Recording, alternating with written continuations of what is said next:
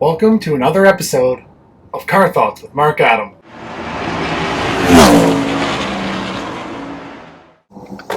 I think this drive is going to take about 20-ish minutes plus a stop at Tim Hortons, because that's how I roll. I don't think I can get in the car without going to Tim Hortons.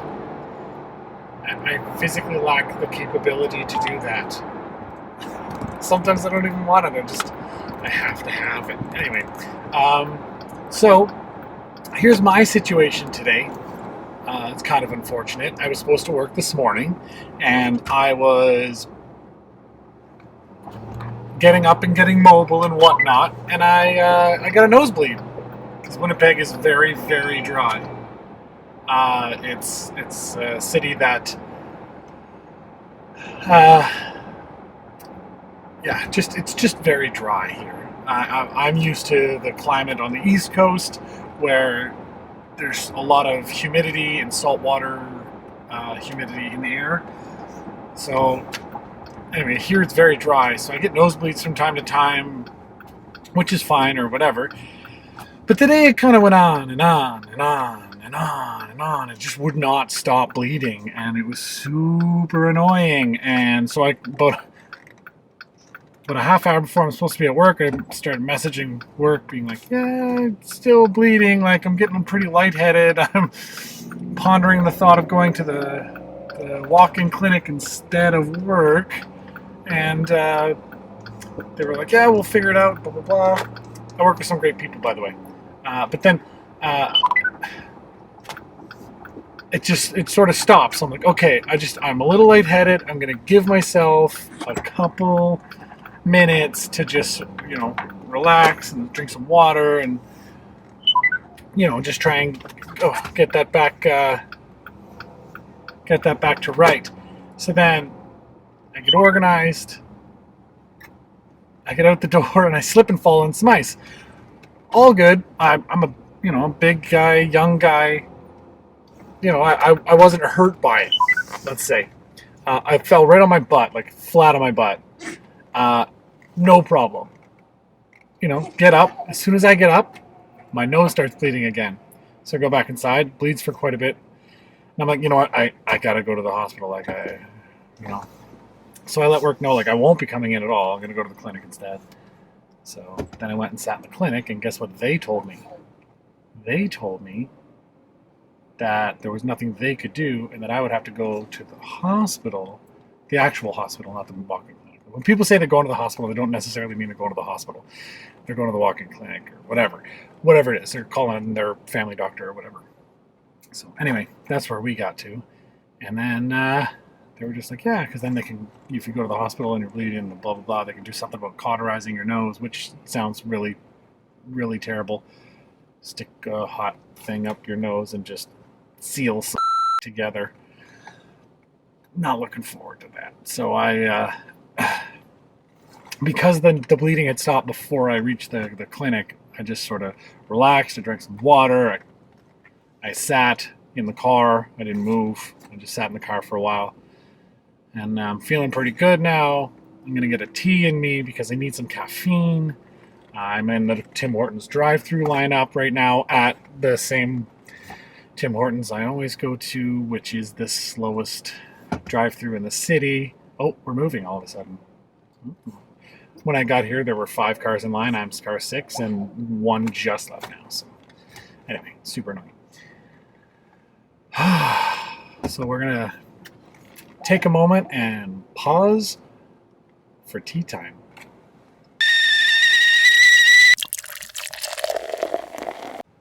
All right, we're back on the road.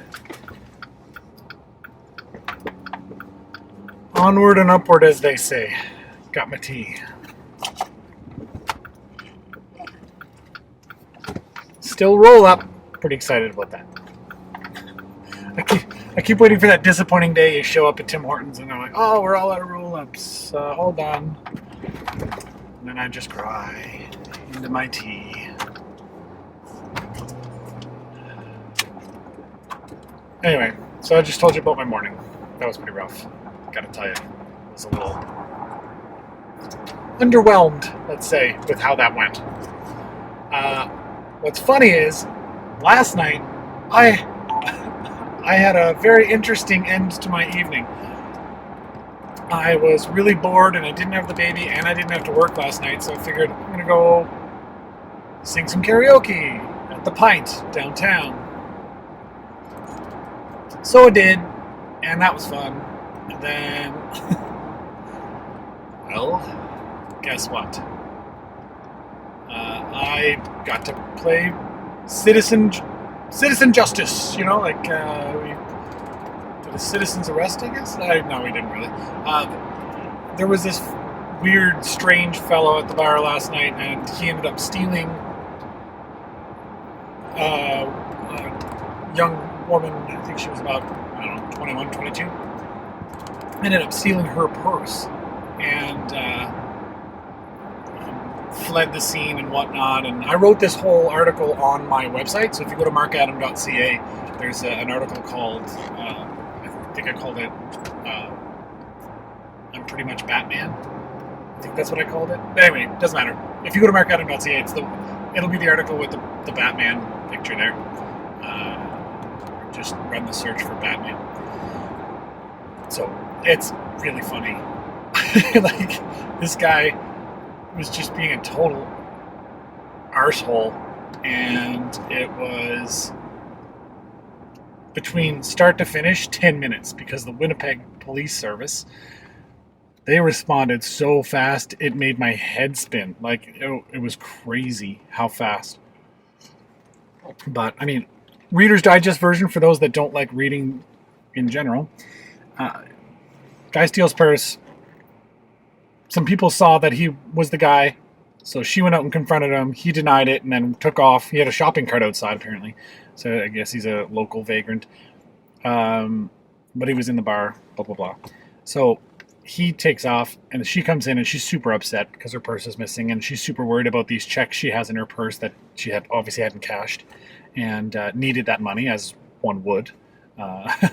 So she's pretty upset, and I'm leaving, and I'm like, oh, that's really unfortunate, but what am I going to do, you know, like, but she had said that the guy kind of disappeared on her out there, so I'm headed to leave, and across the street there's this little parking structure, and I just thought, I'm going to poke my head in and see if he's there, and I did, and I went in, and he was there, way in the back corner, and he was going through the stuff he'd stolen, so as soon as he saw me, he starts jamming everything in his he had this little messenger bag, and he starts stuffing it like in there, and I just flat out asked him, I was like, did you take that girl's purse? He's like, no, I didn't effing take his purse, or take her purse, like, da-da-da. Anyway, his English was pretty brutal, but the end result was he swore a lot and told me he did not have a purse, and we went over it a couple of times, but he just kept denying that he had it. So I said, well, she's on the phone with the police. I was on the phone with the police, so they'll be here any second. So if I were you, I'd get the hell out of Dodge, knowing full well there wouldn't be enough time. And I went back to the bar real quick, which is right across the street, and brought her and her party of people. There were men and women involved. And they went back, and we confronted the guy again, and we just sort of stalled him until the police arrived, and then the police got there, and they took over. Yeah, I do not want to be arrested in Winnipeg. Those police officers did not. Yeah, they were not kind in the way that they handled that situation. They were not ginger or gentle in any way. It was something that. That'll put the fear in you. You don't want to be committing any crimes with those guys around. But it was so crazy how fast the cops got there. That was the most impressive thing to me, was how fast they showed up. Because they got there and then made the arrest, and all that happened. And as that's happening, two SUVs come down the ramp from upstairs in the parkade. They were in the actual building, and they come down and. They were in the building, and the uniformed officers, like the with the lights in the car and all that, the marked cars, Like, the market car got there first. It's crazy. So then these guys all get out of these SUVs, and it's like something out of like an action movie where there's all these like fully armed, like assault rifle cops get out of the car, and they're just like, how's everything here? And they're just walking around seeing if they can find any more of the girl's stuff that this guy had scattered about. It was crazy. It was crazy. So all of that took like 10 minutes. They were there so fast, and they took all the information and everything they needed. I guess they caught the guy on. They had the guy on camera taking the purse from the bar. Like, it's an open shut. Like, you stole this purse. People saw you, which is why there was a confrontation in the first place. I saw you going through her stuff. All these guys. Anyway, then when they found the purse on you, blah blah blah. All that stuff was right there. Just an idiot. Just an idiot. Just the dumbest human being. But anyway, what are you gonna do? That was a crazy end to my night. I was, woo! I got to play a little vigilante and did not get physical. I played it safe. I have a kid now. I can't be getting in fights and altercations like I used to could. This one time when I was a bar manager back in Halifax, I chased a guy down and tackled him, but that was way before in a long gone era of my life. Now I'm a father, and I got to be responsible and think about her well-being, and that kind of stuff. So that's what happened. It was pretty nuts.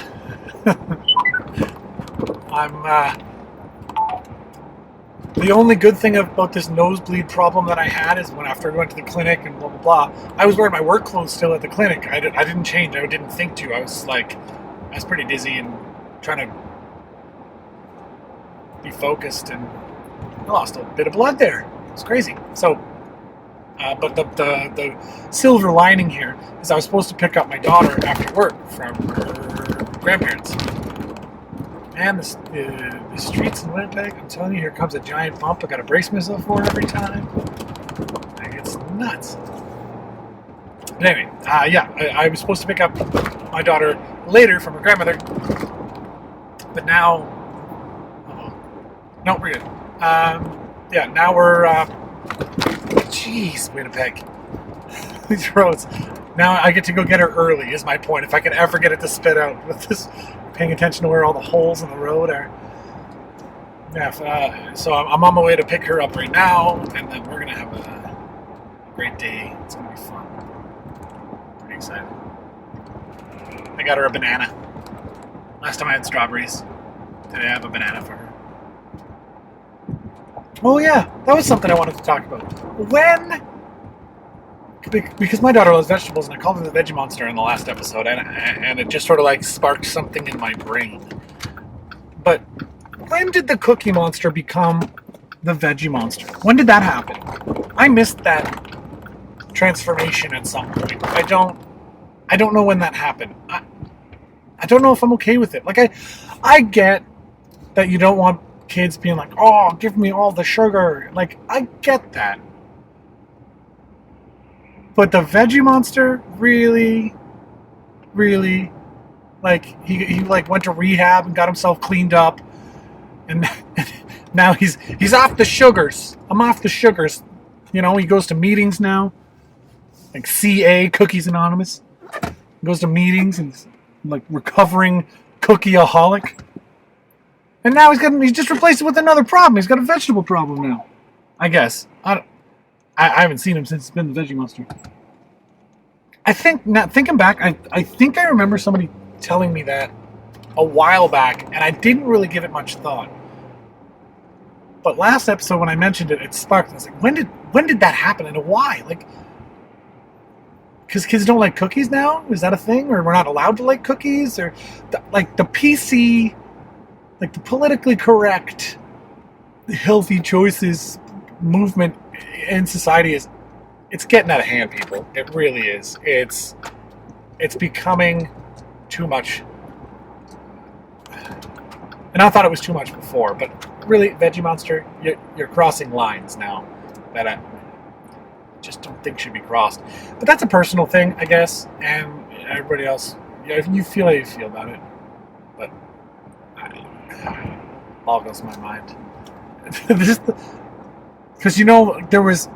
there was some sort of outrage from some parenting group somewhere that made that a necessary change. It wasn't like there were Sesame Street decided, oh, let's make them a Veggie Monster. That'll be fun. Let's switch it up. Kids are getting bored. Kids don't get bored. Some parenting group had an issue and probably mounted some sort of campaign against the Cookie Monster. Like you got nothing better to do. Like there aren't other problems we can be working on as a society. We got to worry about the Cookie Monster. Ridiculous. Absolutely ridiculous. I grew up with the Cookie Monster. I don't feel the need to eat every cookie I see all of the time. Just because something is on television doesn't mean that your parents can't teach you properly. That's the parent's job. And if you're watching Sesame Street, chances are you're home and one of your parent or guardian or babysitter or whatever, it's their responsibility to teach you. It's so messed up. So stupid. And you'd think sometimes, when you're a parent, you'll understand why that's, I'm a parent. I don't get it. If there was Cookie Monster on Sesame Street and my daughter loved the Cookie Monster, I would think that that's adorable. I would think that that's awesome. And we would have little play cookies, those little plastic cookie sets that you for her kitchen, little kid play sets. You don't have to make a big deal about it. It's so ridiculous. Okay, I'm done. I'm moving on. Blows my mind. You know what else blows my mind? I'm trying to get off the fast food. I am. And I don't do McDonald's. That's not a thing that I do. And I didn't cut fast food out altogether. I literally just cut out McDonald's, which, because of the line of work I'm in where I'm out late at night and blah, blah, blah, it really limits my options and availability of fast food by just cutting out McDonald's, the one restaurant. And it technically is the worst of the bunch for what they're doing. They're all saying they're trying to change and be healthy and more natural foods and blah, blah, blah. It's all BS, I think. But the point is that I went to Burger King the other day, and it was 4 o'clock in the morning, because that's what time I got off work. And on Fridays and Saturdays, this particular location is supposedly open 24 hours. So I go to the drive-thru, and I try and order a couple Whopper Juniors. Oh, we don't have any Whopper Junior patties right now. We're cleaning the broiler. Okay, that's fine. I'll have a Whopper then? What meats do you have prepped? Chicken, fish, all that. No Whopper patties, no Junior Whopper patties, no burgers of any kind. No burgers. At a place called Burger King. What the hell? Burger is literally in the name of your business. You had one job. So I actually asked the lady at the window, why are you open then? And she said, well, we have other foods. I'm like, yes, but you're called Burger King. And you're claiming to be open for 24 hours. 24 hours. So if you're going to clean the broiler, prep extra meat. 24 hours. You're open 24 hours. That means that you sell burgers for 24 hours in a row. And if you're not going to sell burgers for 24 hours in a row, don't be open 24 hours. It's not that hard a concept, I don't think. And it's one of those little, haha, first world problems. I get it. But at 4 o'clock in the morning, when you've just finished work and you've just watched everyone else get drunk, when you would have much preferred to be having beers than working, it's like, okay, well, this is my little bit of solace that I'm going to take to my crappy, I'm going to get this crappy burger and take it home and eat it and watch TV before I crash because I'm exhausted. It's 4 o'clock in the morning, which actually was 5 o'clock in the morning because of the time jump. The time went ahead. I guess my point is, you're called Burger King. You had one job. You failed at your job. You failed. I should get over it. Just little things like that just drive me nuts. It's like, why are you open? Why do you bother? What is the good of you to advertise burgers and then not provide burgers? Oh, well, we have chicken nuggets. I don't want your chicken nuggets. The Burger King chicken nuggets are gross. They're garbage. Burger King chicken sandwich, like the Chicken King or whatever. I don't know what the sandwich is called, but it's gross. You go to Burger King for Whoppers. That's why you go there, or Junior Whoppers or whatever. Whoppers. That's what you do. That is your thing. You are Burger King. You make burgers. Sorry, I'm caught in a loop. It hit me in a personal spot in a time of vulnerability and need. And I'm sorry, and I'm taking it out on you guys, and I don't mean to. It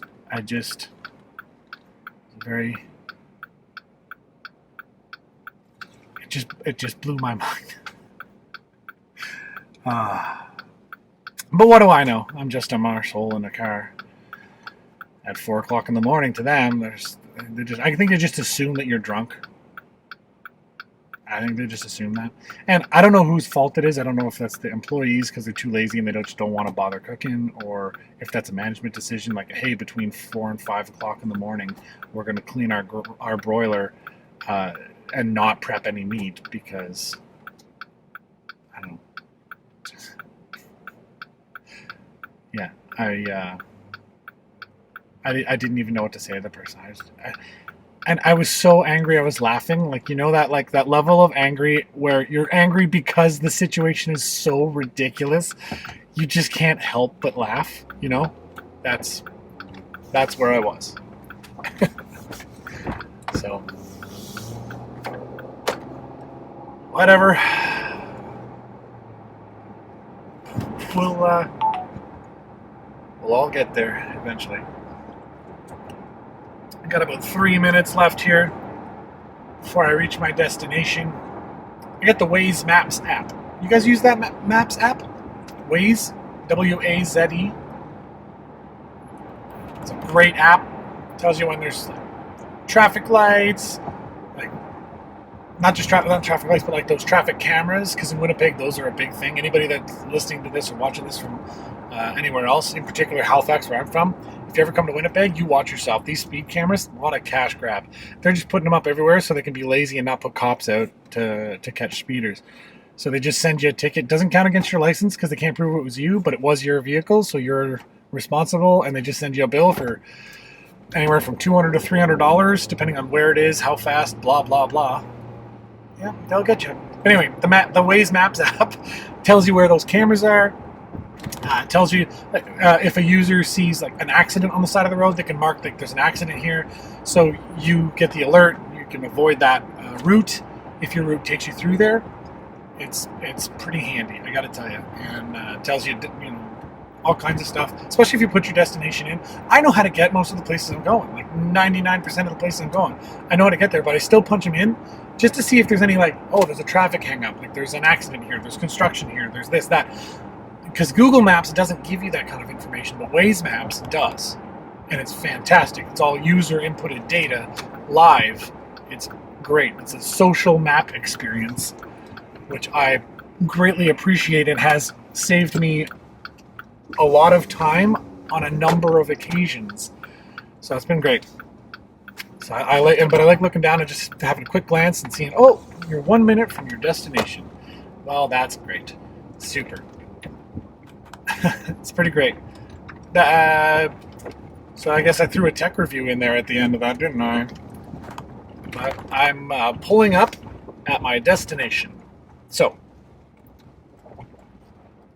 there we are. And we're in park. I have reached my destination. I hope you reach your destination today. I said it last time. Does that work as a catchphrase? Like we'll end all the episodes like that? I reached my destination. I hope you reach your destination today. Little like stars. And, no? Okay. Yeah, I'm going to go. Okay. Bye.